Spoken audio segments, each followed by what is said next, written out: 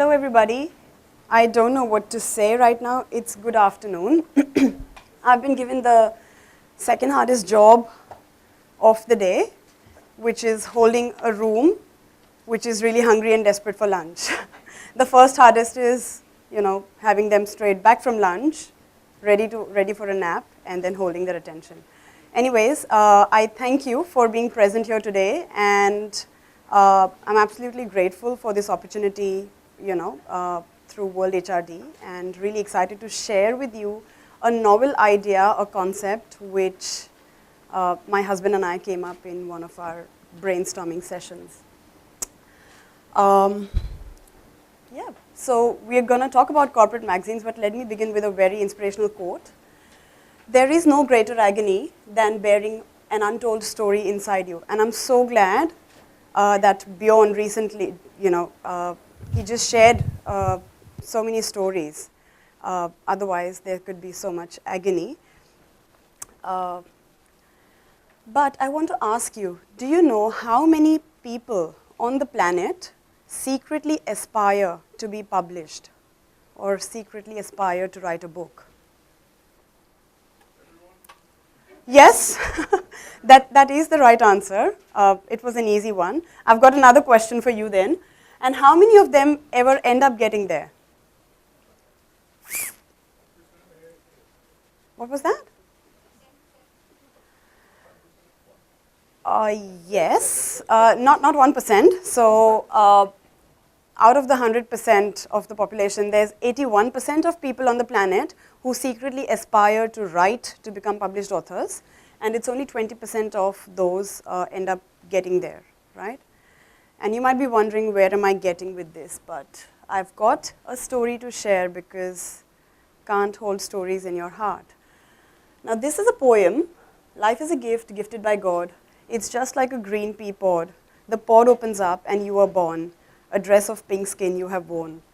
Life is a battlefield where your smiles are your shields. Here you have to sow happy seeds and win hearts by your good deeds. So friends, to be a successful liver, you've got to be a taker, but before that, always a giver. And this was a poem I wrote when I was 13 years old. Thank you. I really disregarded the poem as not significant, not important, or just a 13-year-old girl playing with rhyming words and just trying to fit words together for the sake of poetry writing. So let me take you back. I vividly remember that moment when I wrote this poem. It was a free period in class. Our history teacher had not come for the day, and we were just given time to play, draw, sketch, whatever. I'd written this poem, and I took it to my class teacher. And I'd written it on the back of my notebook because I could not write it in my fair notebook. I very shyly showed it to my class teacher, and can you guess what was the emotion going on inside me, or what was I looking for when I took this poem up to her? This was like, a teenager, putting herself out there. What was I expecting, and what did I get in return? Yes, I was definitely after appreciation and more public recognition. But so I remember I took the poem to my teacher, and she typically had a red pen for marking notebooks. She took it out and she ticked off the poem and said, "Good," and said, "Okay, go back to your seat." In that moment, I can never forget, there was a lump in my throat. There were tears welling up in my eyes, like I think they're coming up now. And I felt, like there was a lot of mixed emotions, humiliation, disappointed. And I felt so mature in that moment. I felt my teacher completely missed the point. I wasn't there for a star. I wasn't there for an excellent. I was there for her to recognize this talent and appreciate it and celebrate it and share it with the entire staff room, share it with the teachers, print it in the school magazine, right? Because that's where we want to see our name, we want to find. So that's where was my first experience of wanting to become a published, not really author, but yes, be published. This was school, but we grow up and things like that happen all the time in our corporate lives. So who has experienced that? You do something fantastic and you get a congratulatory email from your boss, and that has no CCs, no BCCs, nothing, So this is actually proven statistics conducted by a company called Interact. 91% of 1,000 employees say their bosses lack this number one critical skill of good communication. When we broke it down into further categories, precisely 63% respondents said that not recognizing employee achievements was what they felt, that their contribution, their achievements, their successes, wins were not celebrated, right? Here's a beautiful quote by Simon Sinek. Who knows about Simon Sinek, right?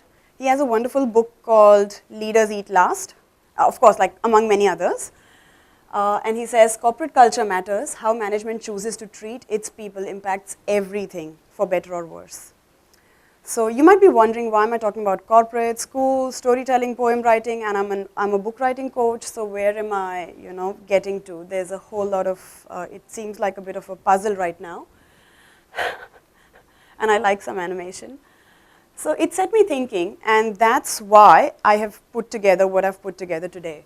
And not everyone has the courage or the opportunity or the real drive to write their own book, because it's easy to wish, but it's much harder to strive towards it and bring it to reality.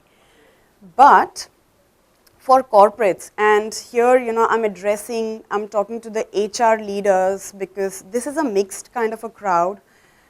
There's independent consultants in this room, and there are HR managers, there's corporate managers. There's a message for everyone, basically. But your corporate magazine can still give them the platform to become published, give your employees. So let's explore corporate magazine using the three-step pathway that Jill mentioned, which is the topic of my talk. And the path, which is also the purpose. So it's a very beautiful path, because it's the why and it's also the how. And those three steps are potential, progress, profit. I'm going to elaborate a little bit more now. So by potential, what do I mean? I'm referring to acknowledging potential, which does happen. It does happen a lot, maybe now these days, with a lot of education and awareness, verbal acknowledgement. But what happens after that? Or can you recollect when you were doing a new product launch, or there's a crucial project going on which was led and taken to the finish line, and then there was a group team meeting where you celebrated the wins, you talked about the challenges, and it was all verbal, like there's no record.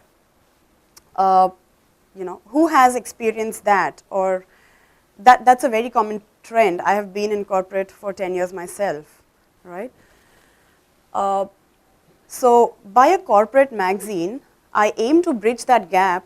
If a corporate releases a magazine on a quarterly basis or even an annual basis, what it can do is it can inform all employees on the events of the company and what their peers have been up to lately. It can be a mix of personal and professional achievements. It's a platform for discovery of the employees' hidden talents, which even they did not know. And it gives them a platform and opportunity to express themselves, right? Also capture the wealth of wisdom of your employees, which is your most precious asset, right? You're paying the employees, they come to work, they deliver some great, smart tactics, they kind of help you get over the obstacles that come in the way of delivering projects. And then how bad is that if that wisdom, that experience, those stories are lost in just verbal meetings, right? But if the whole journey of your project is captured in a systematic manner and released in a magazine, it actually becomes your company's asset. It becomes your training material. It becomes inspirational content, right? There's another beautiful quote. I'm all about quotes. I think you would have made that out by now. If there's a book that you want to read, but it hasn't been written yet, then you must write it. And so what if it's your corporate magazine, right? So I just hate to, just throw information one way.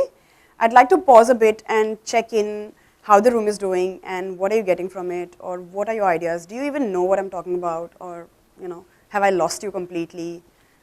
We're counting time for lunch. What's happening? So I will be able to give you only as much as you give me. So please, I look forward to some, what's your understanding? What's going on here?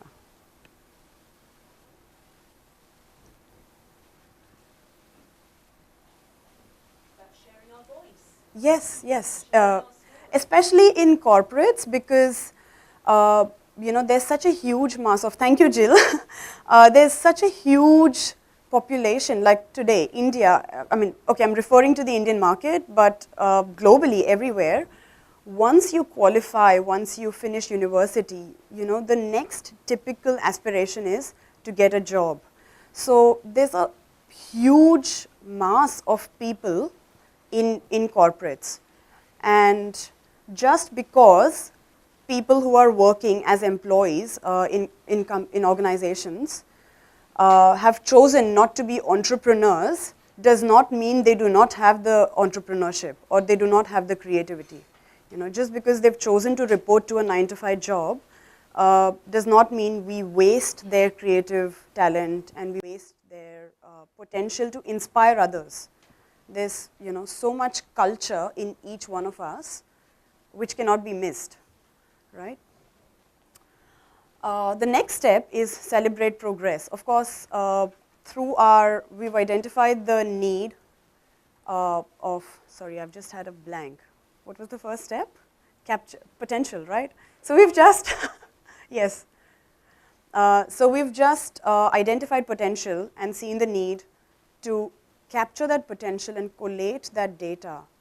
And the next step is to, of course, celebrate that progress, because can you imagine how proud each one of you would feel if your article is printed in your magazine, which is being distributed around the entire organization, which has, say, 1,000 to 5,000 to 10,000 employees, or even has an online version of it, which is going to, say, 20,000 global employees.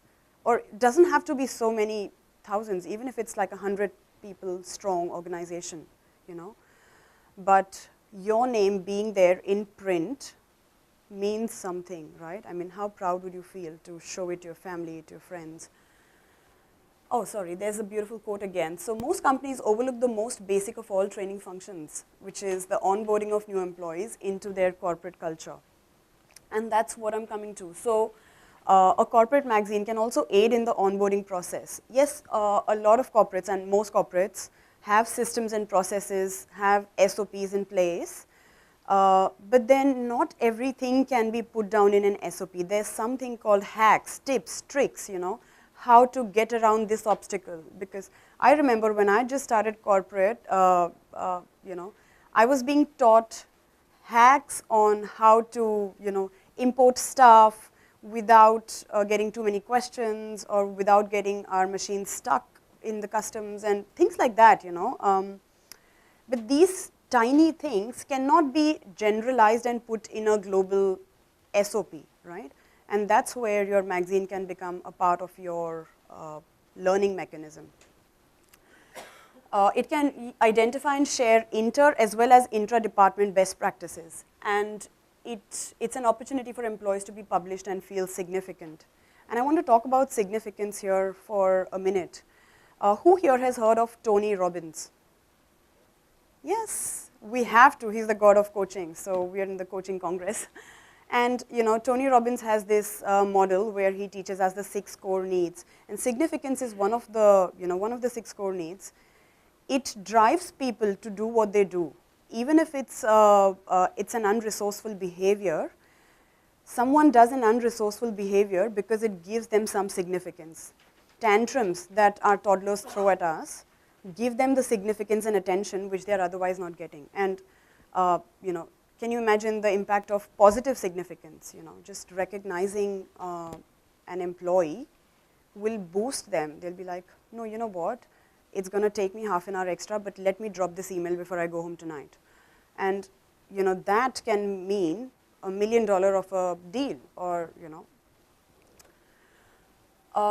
yes, it helps recognize talents of your people and provide them with something tangible, a book which people can touch, see, feel, read, which helps their family, their friends engage so much more with them and really connect. Like, oh my God, Shilpa's book, it's Shilpa's poem, it's in the book, it's in the magazine, Your company, it becomes your company's esteemed hall of fame, and everyone aspires, to be like, oh my God, I'm going to submit an article this time, my name is going to be in there, my article's going to be in there, my poem's going to be in there, or my artwork's going to be in there, right? And it's a memento forever. When they leave, they can, of course, take away those magazines. It gives your employees something to brag about, aspire towards, and look forward to. We would all like to be there. So it doesn't have to be the cover page all the time. The message is like, it's just the feeling of being in print. Coming to enhancing profits, I talked about significance and how it motivates people to perform and deliver better. It's also a great way to show your employees that the company cares. And for those, like, it may not be directly circulated outside the organization, but if I take the magazine back home and I show it to my cousin who's looking for an opportunity and they're like, oh wow, this is a great organization. It just gives them the feeling that I can trust this organization. It's got the value system where it values human potential, and wow, someday maybe, I'm not even an employee, but this is how we dream, this is how humans dream. I'm not even in that organization yet, but someone who's aspiring, looking for a job, might, just have a dream that, oh, someday my poem could be in that book, if I'm able to get in there. Creates that excitement, creates that word of mouth publicity that this company is a great employer of choice. I already talked about this. It can be a record of successful achievements, documented and available for future reference, because how much wealth of information we have wasted in, just verbal conversation, chatting, meetings, no record. I mean, yes, meetings are recorded, but that's boring, So we can add a bit of a fun element. We can add stories which make the whole learning experiential. Yep. And the Grow coaching model, because we are in the coaching congress, I did want to bring the, the most basic. Like these days, coaching has evolved so much. There's hundreds of coaching models, and it all began with the Grow model. But even breaking down your product launch journey or your success journey in the form of what was the goal I was given, this was the reality, I was faced with this obstacle, and this is what I implemented, and this was the way forward, and this is how we won the game, right? So who all have seen or heard or know the Grow model already? Yes, okay, beautiful. Yeah. So I have, this is just a very, very crisp summary. I want to leave you with a mnemonic, which is called time. So in summary, your corporate magazine can, in increasing order of importance, can educate. It's very important it's very easy to throw information at people and educate them, but it becomes more and more complex and more, a more human aspect is required to deliver the other things. So to inspire, it's not only knowledge, but it's stories, it's personal experience. The next level comes motivate, and even best one is transformation, which we've heard from the coaches who've come just before me. Coaching is all about transformation. And this is where I connect the dots. You might be thinking, why is she talking about a corporate magazine in a coaching congress? I look at the corporate magazine having the potential to coach people without them without them knowing that they're being coached, or without them actively seeking coaching, because there's only a certain amount of people who are coached or who are provided that privilege of a one-on-one coach in corporate setups, right? Not everyone can have a private coach, but that's the job your corporate magazine can do for the HR. And that's it from me. I want to open the floor to some questions. Okay, that tells me a lot. I just have a couple more slides. So a word after a word after a word is power. And that's the power I want to tap into. So yes, and the beautiful thing, it is no coincidence that the word author is contained within the word authority. So why is someone called an authority? Because they are an author. There's automatic credibility from the point you come in print. That's the equation I want to leave you with: author equals authority. Thank you. And yes, copies of my slides can be circulated. I'll be absolutely happy to send them to you personally. Just email me or get in touch for a corporate magazine conversation. Thank you very much. Thank you very much.